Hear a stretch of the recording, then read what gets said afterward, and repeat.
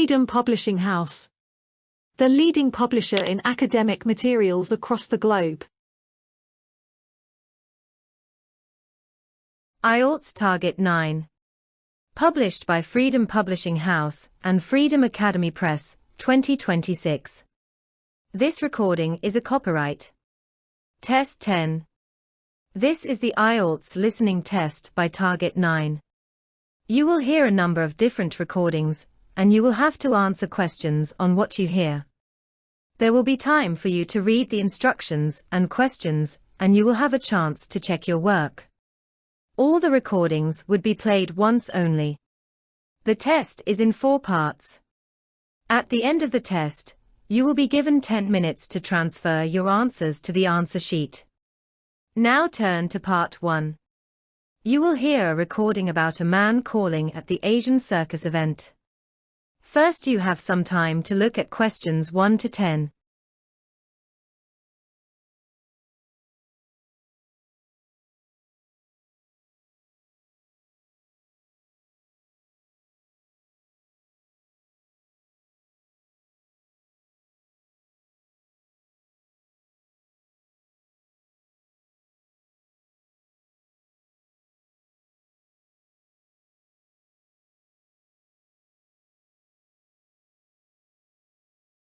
Now listen carefully and answer questions 1 to 10. Hello. Am I talking to the Asian Circus event office? Hello, sir. Yes, you have called at the right place. How may I help you? I was looking to book tickets for a couple of events. May I know what events are currently being organized at the circus? Oh yes. We have a few events for the upcoming week. First is the circus event itself. Then we have Fire Show and the Death Trap. And don't forget the Magic Show. Lastly, there is one Dolphin Show as well. Can I purchase separate tickets for different events? Yes, you can. But you can also buy a combo ticket that will allow you to see all the events and shows. I'm quite intrigued by the Dolphin Show and the Death Trap. But for now, I just need to book the tickets for the circus and the Magic Show. Can you tell me about the details of these events and its costs? Okay. So, do you want to book tickets only for the circus and magic show? Yes. Well, the circus event will be running throughout the month of June and happens on all days of the week. But the magic show is only organized on Mondays and the weekends. Could you please tell me about the prices of the tickets for the circus and magic show? Sure. The ticket price for adults is $8 for the third tier, $13 for the second tier and $15 for the VIP seating. Okay. So is there any discount on the VIP seating as I need to book 7 tickets? Yes. If you book 5 or more than 5 tickets, then you are entitled for a complimentary ticket. That means if you require 7 tickets, you only need to pay for 6. But there are 5 adults and 2 kids. Is there a different price for them? Yes.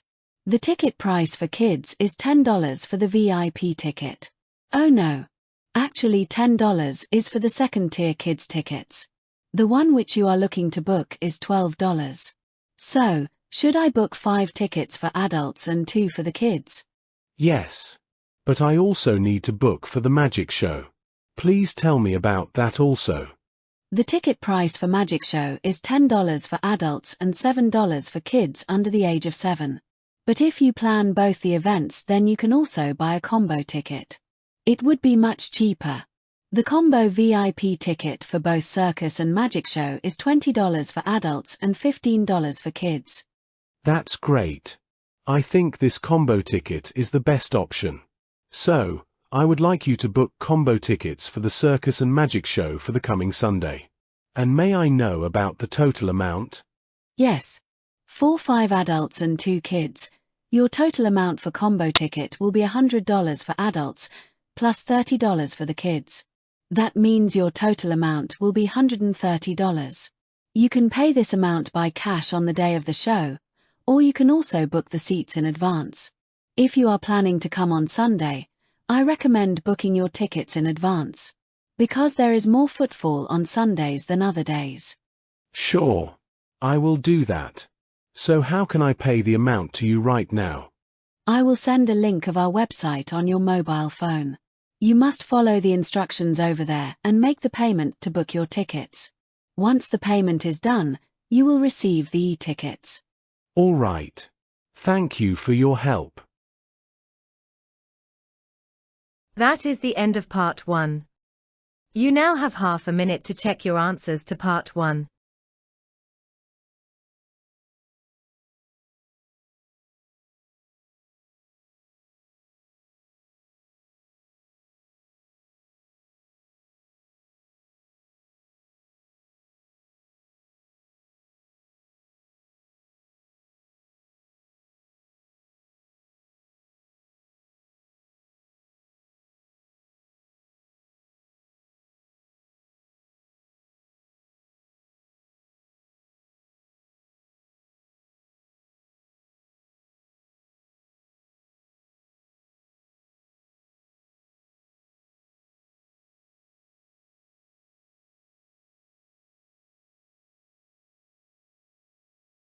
Part 2.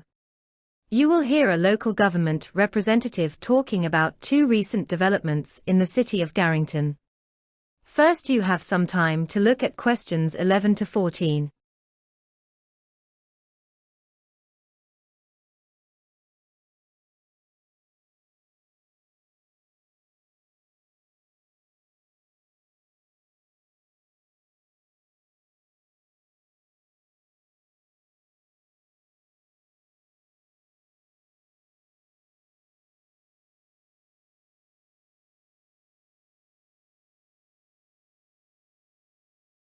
Now listen carefully and answer questions 11 to 14. Good morning. I'm very pleased to have this opportunity to say a little about 2 exciting new developments in the city: the Garrington Indoor Stadium and the Children's Adventure Playground in Public Park.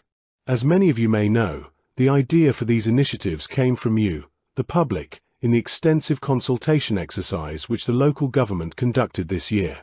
And they have been realized using funds from the Regional Development Corporation. First of all, Garrington Indoor Stadium. As many of the older members of the audience will remember, there used to be a wonderful open gymnasium and activity area on the seafront 30 years ago, but it had to close when it was judged to be unsafe due to high tides. For the design of this new indoor stadium, we were very happy to secure the talents of internationally renowned architect James Cart, who has managed to combine a charming 1930s design, which fits in so well with many of the other buildings in the area, with up-to-the-minute features, such as a ventilation system, the only one of its kind in the world. Now, there has been quite a bit of discussion in the local press about whether there would be enough space for the number of visitors we're hoping to attract, but the design is deceptive and there have been severe checks about capacity. Also, just in case you were wondering, we're on schedule for a January 10th opening date and well within budget, a testimony to the excellent work of local contractors Freemans. We hope that as many people as possible will be there on January 10th. We have engaged a sports celebrity, Carl Hammer, to declare the indoor stadium open, and there'll be refreshments available at the facility. There'll also be a competition for the public to decide on the name of the biggest spectator stand in the indoor stadium. You'll decide whose name will be written there.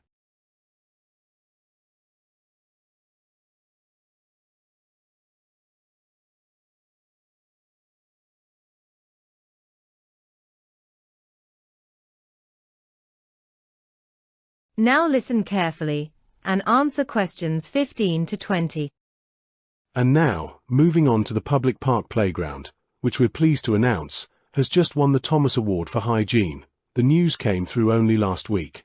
The unique design is based on the concept of the global township, with the playground being divided into 6 areas showing different parts of the world, each with a representative feature.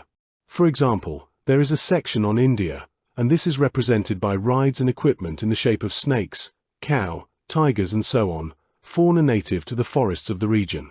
Moving north to the Iceland, we couldn't run to an ice rink I'm afraid, but opted instead for climbing blocks in the shape of mountains. I thought they could have had slides for the glacier, but the designers did want to avoid being too literal. Then on to Argentina, and here the theme is El Fermana, games replicating the search for mines full of gold. And then moving up to United States of America, here there was considerable debate. I know the contribution of jazz and hip-hop music was considered, but the designers finally opted for the Golden Gate Bridge. Eastwards to United Kingdom then, and perhaps the most traditional choice of all the areas, literature. There was a choice of ancient forts and castles, but the committee stuck with literature. Then last, but not least, moving south to Africa and a whole set of wonderful mosaics and trails to represent the great rivers of this fascinating and varied continent. So, we'd love to see you there on the opening day. So make a date and come and see this magnificent, original new amenity right in the heart of the city. That is the end of part 2. You now have half a minute to check your answers to part 2.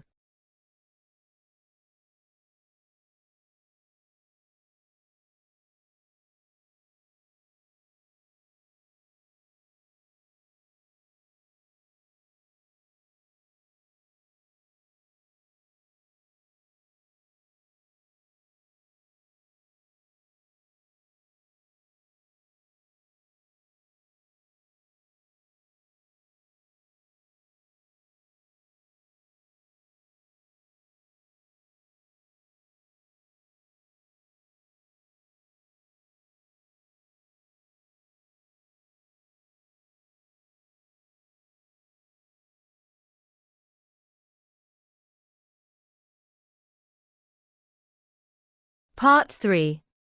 You will hear a conversation between Max and Jenny, discussing their recent assignment. First, you have some time to look at questions 21 to 30.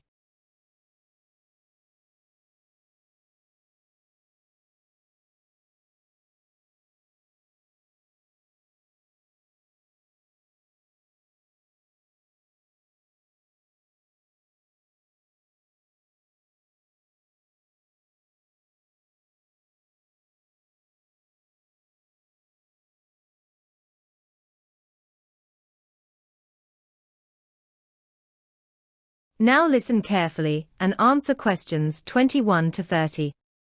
Hi Jenny. I hope you have done your assignment.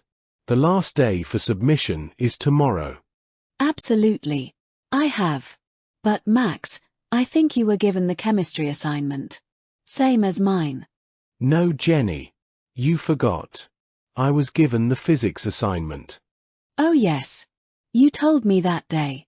Actually, I was so busy in making mine, I forgot that. So anyways, I was about to submit my assignment to Professor Campbell. What about you? Even I was about to do that, but I would like if you can spare 5 minutes, and listen to it and give me a review. I would love to do that. So, I will start. In this assignment, I will explore key concepts that shape our understanding of the physical world and how they influence technology, innovation, and our daily lives. Physics is essentially the study of matter, its motion, and how it behaves across space and time. It also explores energy, force, and how all these elements interact with one another. It's often regarded as one of the most fundamental disciplines in science, and the primary objective of physics is to understand the way our universe behaves at the most basic level. Historically, physics is among the oldest academic disciplines, with roots that go back thousands of years. In fact, when we include astronomy under its umbrella, we can confidently say that physics is perhaps the oldest science of all. For much of the past 2,000 years, physics wasn't treated as a separate subject. Instead, it was grouped along with chemistry, biology, and parts of mathematics under what was known as natural philosophy. However, this changed during the scientific revolution in the 17th century, when physics and the other sciences began to develop as distinct disciplines with their own methods and goals. Oh, interesting. Yeah. But today, physics often overlaps with interdisciplinary fields, such as biophysics and quantum chemistry, and it plays a crucial role in shaping many areas of research. What's interesting is that the boundaries of physics are not fixed, they shift as new questions come up. Frequently, groundbreaking ideas in physics lead to explanations for phenomena in other sciences and even open up new pathways for investigation in areas like mathematics and philosophy. Now, when we consider the relationship between physics and technology, we find that one drives the other. Developments in physics frequently lead to technological breakthroughs. To give you a few examples, advancements in electromagnetism, solid-state physics, and nuclear physics have directly contributed to the invention of television, computers, everyday household appliances, and even nuclear weapons. I remember that you needed to include astronomy in this assignment. Oh yes, I have. Now turning to astronomy, which is closely related to physics, we find that it's also one of the oldest natural sciences. Civilizations as early as 3000 BCE, like the Sumerians, ancient Egyptians, and those in the Indus Valley, had already formed a predictive understanding of celestial movements, especially those of the sun, moon, and stars. While their explanations were often unscientific and based on mythology or religion, they did establish the early foundation for later astronomical study. Our understanding of thermodynamics played a major role in industrialization, and progress in mechanics actually led to the invention of calculus, which helped scientists like Isaac Newton describe motion more precisely. It's quite interesting. I like this part. Okay, good to know. Now I will move to the last part of the assignment. Physics, as a separate branch of science, truly began to emerge when European scientists in the early modern period started using experimental techniques and quantitative methods. They began to define the laws we now associate with classical physics. Key breakthroughs of the time included the replacement of the geocentric model, which placed Earth at the center of the solar system, with the heliocentric Copernican model, which correctly identified the Sun as the center. As we moved into the Industrial Revolution, energy demands pushed scientific research further, leading to discoveries in thermodynamics, chemistry, and electromagnetics. These discoveries laid the groundwork for what we now call classical physics, a framework that still works very well for most everyday objects and non-relativistic speeds. However, as scientists began to explore phenomena involving extremely small particles and extremely fast velocities, it became clear that classical mechanics was no longer sufficient. This gap led to the rise of modern physics in the 20th century, with new theories like quantum mechanics and Einstein's theory of relativity. These models refined our understanding of the physical world, especially at the atomic and cosmic scales, though they still simplify to classical laws under normal conditions. Wow, you've done a really good job with your assignment. Thank you so much, Jenny, for listening to it. That is the end of part 3. You now have half a minute to check your answers to part 3.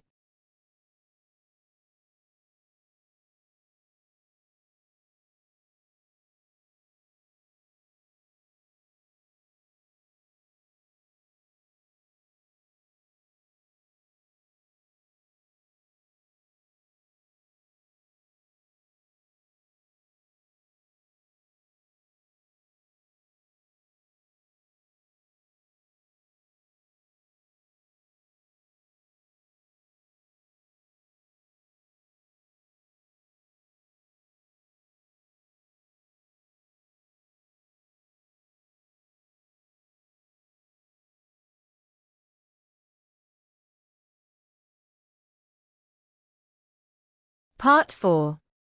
You will hear an expert talking about whitewater rafting. First, you have some time to look at questions 31 to 40.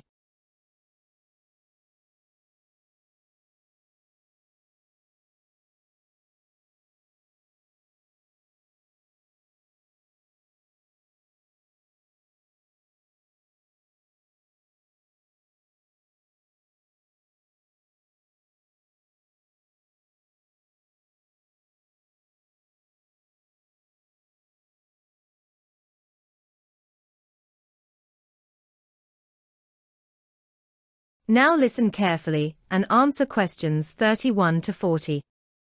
Good morning, everyone. Today, we'll be exploring the exciting world of rafting and whitewater rafting, two thrilling outdoor activities that allow you to experience the power of nature while navigating through fast-moving rivers. We'll take a closer look at the techniques, safety measures, and the adrenaline rush that comes with these adventurous water sports. Rafting and whitewater rafting are exhilarating recreational outdoor activities that involve navigating rivers or other bodies of water using inflatable rafts. The challenge typically comes from maneuvering across white water, or different degrees of turbulent water, which adds an element of excitement and requires good teamwork to handle risks effectively. The water conditions can vary greatly, making the experience both physically and mentally demanding. Since the 1950s, as an adventure sport, rafting has grown in popularity, evolving from individuals using small 10 to 14-foot rafts with double-bladed paddles or oars to larger multi-person rafts. These rafts are propelled by single-bladed paddles, and a guide at the stern steers, or they are steered using oars. The choice between paddles and oars often depends on the type of river, the size of the raft, and the level of control needed during the journey. Rafting is considered an extreme sport in certain sections of rivers, where the water conditions are particularly challenging, and it can even be dangerous or fatal.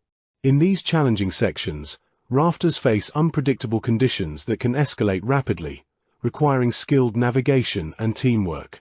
However, many other sections of rivers offer less intense, recreational experiences. These sections provide opportunities for more relaxed outings, where the focus can be on enjoying the natural environment. Rafting has also become a competitive sport with international competitions, including the World Rafting Championship, where nations compete against each other. These championships allow athletes from different countries to showcase their skills in extreme water conditions. The International Rafting Federation is the governing body, responsible for overseeing sport globally, ensuring safety standards, and organizing events. Rafting equipment has evolved significantly over the years. Early rafts were made from rubber military surplus materials from World War II, but modern whitewater rafts are typically constructed using durable materials like PVC, commonly reinforced with nylon or Kevlar. These modern rafts are stronger, more resilient, and easier to repair than older rubber models. The innovation in materials has led to improved durability and safety. In terms of propulsion, paddles and oars are essential. Paddles are made from various materials, including wood, plastic, aluminum, carbon fiber, and advanced composites, offering flexibility and strength depending on the water conditions. Higher-end paddles, usually made from composites, are preferred by professional rafting guides, racers, and expedition paddlers, while new learners prefer the entry-level paddles, which are often made from aluminum or plastic. These materials allow paddles to endure the harsh conditions of whitewater rafting while providing effective propulsion. That is the end of part 4 and the listening test. You now have 10 minutes to transfer your answers to an answer sheet.